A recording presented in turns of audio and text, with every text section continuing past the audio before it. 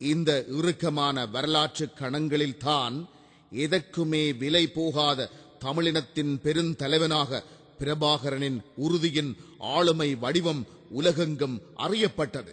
பிரபாகரனும் அவர் சார்ந்த சிலரும் இந்திய அரசால் அதன் தலைநகர் புதுடில்லிக்கு அழைக்கப்படுகிறார்கள். அங்கு உடன்பாட்டுக்கு ஒப்புதல் அளிக்கும்படி பிரபாகரன் கேட்கப்படுகிறார். பின் மிரட்டப்படுகிறார். Two very beautiful children. We want to see them grow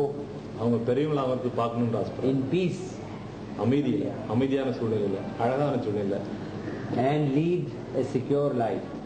தற்காப்புக்கான வாழ்க்கையை நடத்தணும்னு சொல்றேன். நீங்களும் ஒரு ராணுவ இருக்கிற நீங்க எந்த ஒரு ராணுவத்தில் இருக்கிறாங்க, எந்த ஒரு ராணுவத்தில் இருக்கிறவரையும் தங்களை கடமையை யோசிக்கிறவர்களையும் தங்களை பிள்ளைகளை பற்றி யோசிக்க. ஆயினும் எதற்கும் பணியாது இதுவரை வீரச்சாவடைந்த மாவீரர்களை மனதில் வைத்து ஈழத் தமிழர்களின் மனச்சாட்சியை நிலைநிறுத்தி தனக்கேயான நிதானத்துடன் மறுதலித்து பேசுகிறார். பின்னர் ராஜீவ்காந்தியுடனும்